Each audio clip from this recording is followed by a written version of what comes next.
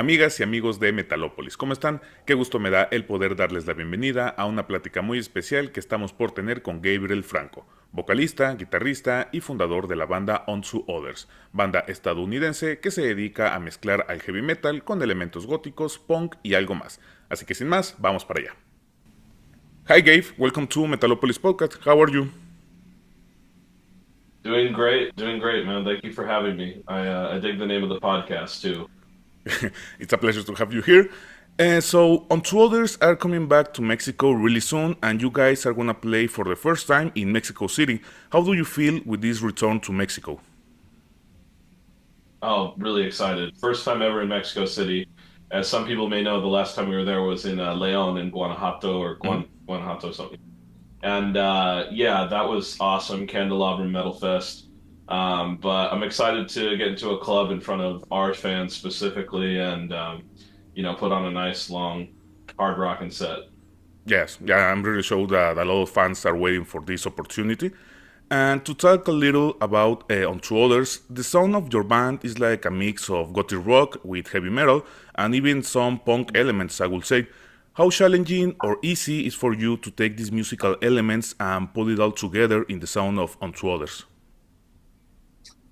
It's not super challenging. What was really hard was after the first record was written, repeating myself, doing it again. Mhm. A lot of people want to hear the same record but better. I don't know if that exists, so it was kind of hard to figure out after that. Okay, where do I go from there? Yes. But yeah, with the first record, it all made sense because I was listening to a lot of gothic kind of not a lot of gothic, but a lot of like post punk Mhm. heavy metal, even techno. And I realized when I would try to learn them on guitar that they all had the same thing in common. They were using the same chord structures and notes. Mhm. They were just playing them in a different way and singing about different things. And I was like, man, if Iron Maiden, The Cure, and like Scooter, it's a techno band, Mhm. all are all using the same exact chord progressions, there's got to be some way you can mix all this together. So that's kind of what we are. Okay, and I have a question just for curiosity. But the horror themes have any kind of inspiration in your music? Horror themes? Yes, like Jason, Freddy Krueger, that Yeah, kind of horror themes. yeah. Oh, of course, yeah. From time to time, for sure. I really like getting corny too, like '80s style Mhm. themes in there. But I don't want that to be the whole band, Yes. That's just more for fun. So I put that on the Halloween releases, or try to keep them there. But Mhm. you have, like for example, on Mana, Nightfall. Mhm. That song is very horror themed. It's about sacrificing a child to the devil, basically. And then you have more like corny, like Mama Likes the Door Closed. That one's like, oh, your mother's satanic devil worshiper, and the kid finds out. Yes. It's kind of ridiculous stuff like that, right? So that's fun. And yeah, I don't know. That I think that just comes from reading a lot of Stephen King books Mhm. growing up, and because I wasn't never a big horror fan actually growing up. It's later in my life that I'm starting to appreciate horror. Okay, okay. Yes, actually, Nightfall is like a really nice song. If I am correct, it's the one with the hole before the latest chorus. Yeah, Like Nightfall, yeah. ooh! It was like the Oh, whole thing, yeah, yeah, of a werewolf. yeah, And your latest yeah, record, yeah. sorry, and your latest record, Never Neverland, is a really good proof of this mix of elements. What represents to you Never Neverland, and how you perceive the evolution in the sound of Unto Others since your first EP called Don't Waste Your Time? Um, so yeah, the the sound of Never Neverland is very diverse and eclectic. If you listen to it, it goes from like corny metal to almost alternative rock in parts to thrash metal in others. But I would say the thread that weaves the entire record together is kind of just this fantastical make believe world, and that's really what all of our records are. Mhm. Mana. I always described that record as like a metal fairy tale, basically a Mhm. fairy tale book. Each chapter is different, but it's all this kind of fantasy world, and that's what Neverland was. That's kind of like why I wanted to call it Never Neverland. It was kind of just like a metaphor for the life we're living. Hmm. Life is kind of just a dream with millions of different scenarios playing out. So it really can be whatever you want. Yeah. But yeah, as far as the progression from our first EP to what we're doing now, what do we have? Like four EPs and three records or something like that. Um, there's been a progression. I don't know how far of a progression there's been. Hmm. If we listen to our first EP, like I strictly stuck to minor chords in the songwriting process. It was a bit more metal elements in there. I feel like more of traditional heavy metal elements in there. Hmm. And as you go on in the music, I feel like you're getting a bit more rock and roll, alternative rock kind of elements into the music. That being said, there's always going to be metal in Yes. it. We started out as a metal band first, but Hmm. I think really we're just kind of a rock band. Yes. And also the cover art of Never Neverland is really beautiful, and it contrasts nicely with the sound of the album. And in 2025 you released the EP, I believe in Halloween 2, with a really nice also art cover with the alien. And Yeah, I want to ask yeah. how important is for you in Onto Others this visual side of the music? Oh, it's super important. I mean, for me, that's like what you're looking at while you're listening to the album. Hmm. I think album covers should be more important than music videos. Hmm. And Yes. I wish, honestly, that music videos didn't really exist. I prefer that you just have the album cover to kind of describe to you Hmm. what's inside the record. Yeah, and I just try to keep it pretty and minimalist. Hmm. One image. That's it. I don't like a messy cover with a ton of shit going on, and I don't like a lot of really high contrasting colors. Hmm. Like bright yellows and greens and stuff like that. I want a simple, beautiful album cover. Yes, that's a really nice point of view. And to talk a little about the lyrical content, in Unto Others, there is any kind of general message that you want to share through your music? Um, yeah, most of the songs are just kind of, I would say, like it depends because I have some where there's a message there, subtle kind of warnings about the way you should live your life or Hmm. things to avoid, to not ruin your happiness, basically. And then there's other songs that are just pure cornball. Hmm. So yeah, I don't know if there's one straight message, but recurring themes for sure are war, time, existential dread, the fact that we're going to die. Yes. Things like that usually wriggle their way into the songwriting. Um, I try not to ask questions in the songs because I found most people don't want to listen to a song that's about a question. Hmm. But you know, of course, I have a song called "Why," Yes. but which is a question.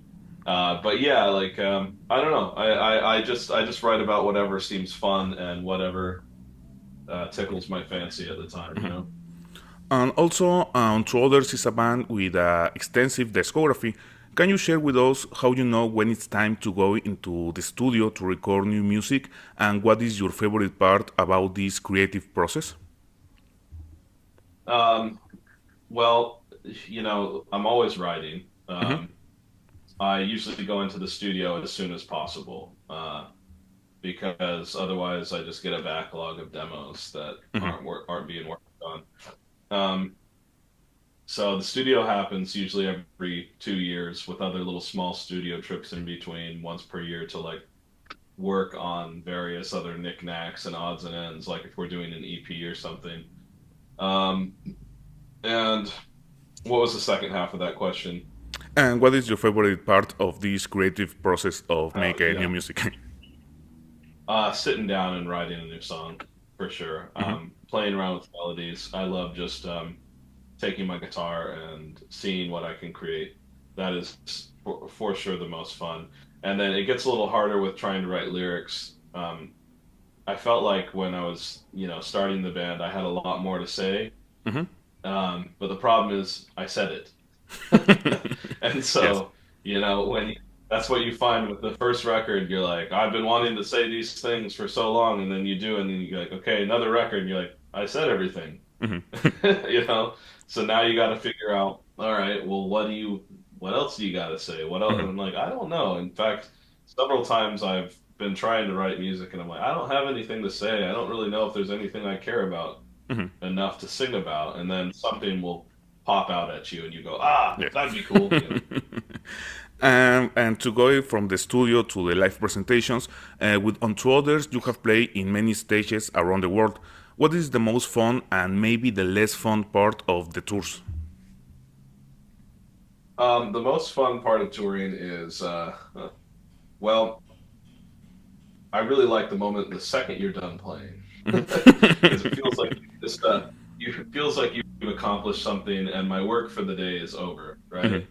Because sometimes it can feel like work. That being said, um, I think I'm starting more and more to enjoy the actual aspect of playing the music now. Hmm. Now I'm like, okay, I want to get on stage and play. The the traveling can be fun. I would say there was a bit too much drinking in the past, and Hmm. if you drink too much on tour, it starts to become its own spiraling downward kind of spiral where you can't really enjoy anything, and you're just looking forward to drinking again. And so I'm trying to avoid that with future tours Hmm. where it's like, no, I don't want to like crap all the time and just, play and then party and whatnot because it's not sustainable. Hmm. Um, Yes. so yeah, the best part of touring is for sure, I would say traveling and playing live. I enjoy traveling. I like looking out the window. Mhm. And also, another side of the music is the promotion of your music. But in these digital Yeah. times, where the internet is the main communication tool, what skills do bands need to stand out in the sea of musical offerings that exist? Um, it all starts with the music. It all starts with the song. You have to remember, like think of yourself as a fan, like what is going to turn your head? You need a simple message to get people to listen to your to music Hmm. to start with. When we were starting, I was telling people, okay, the music is like Sisters of Mercy meets Iron Maiden, Hmm. because at the time I knew that people were going to go, what? Hmm. I'll be the judge of that, right? Hmm. And they're going to check it out because they want to talk shit. But as long as your music's good, they're going to check it out and go, well, it might not be Iron Maiden meets Sisters of Mercy, Hmm. but I still like it. Um, Other than that, I don't know. I know there's tons of bands these days that are, you know, oh, you got to post every day, or you have to market, you got to have reels, and you got to, Hmm. you have to be a content creator. I totally disagree. I Yes. don't think you have to be a content creator. Look at a band like Ghost. Do you see them making fucking, Hmm. hey, what's up, guys? Real content? No, they have some like, they have music videos. They have a few short films that they do to perpetuate their story. But you don't have to become some kind of media whore for your Hmm. band Yes. to Yes. Yes. succeed. You just got to write a good fucking record. Just write a good record, and word will get around if it's Hmm. good. Like I think a lot of artists are unwilling to admit that their music might not be good enough, Hmm. and I Yes. Of course. understand that because I've been there. I've been in an old band where I listen back to my old band stuff now and I go, "Oh my God, this is garbage." Hmm. No wonder, it's not garbage, but I see so many things wrong with it. Hmm. It's like, yeah, of course this wasn't going to get popular. Hmm. But when I was there, when I was that age, I was like, how do we push this? How do we come on, listen to my record, please, like check Hmm. it out. And you're like, but it just wasn't good enough. That was it. That was the reason. There's nothing else going against me. It just wasn't good enough. Try again. Yes, music is gonna be always the most important thing about being a Yeah. musician. Like you say, there is so many bands that believe that making reels and making content and being on Instagram is like Yeah. the maximum key to the successful. But now, and Yeah, Gabe, well, for and a lot of complaining bands too. There's like I feel like it's a culture of complaining, like, oh, it's so hard these days mhm, yes, yes, yes, to make it. It's like it's always been hard, man. It's mhm, always been hard. yes, It's always been the, hard. the hard weight of music. And so, Gabe, Yeah. for the fans that are coming to the show of Onto Others in Mexico City, and for the people that are discovering your band right now, what can they expect from this presentation? Mm. Well, they're gonna get. a lot of songs that we play all the time. We get songs from that cover the whole spectrum of our releases, all of our discography, Hmm. and we're gonna put on a top tier performance like that. We've played these songs a million times. We're gonna give you the best show we possibly can. Right now, it's gonna be four guys on stage sweating, Hmm. and hopefully the crowd's sweating too. Yeah, the That's pure about essence it. of heavy metal. And Yeah. the latest question, and maybe a silly one, but do you have any kind of favorite Mexican food? Oh yeah, that's a good question. Honestly, when it comes to like the first thing that came to my mind when you said that was just a really, really good chicken taco. That's it. Yes. Like street style chicken taco with some lime, and a beer. And I could eat like eight of those. Maybe a few of them are carnitas and a few are al pastor. Hmm. But I usually just go for chicken across the board. And yeah, that's what I'm into. Yeah, the street tacos never fail. So, Gabe, Yeah. that's all from me. Thank you very much for your time, and hope to see you really soon here in Mexico City. Yeah. Thank you very much. See you soon. Bye bye.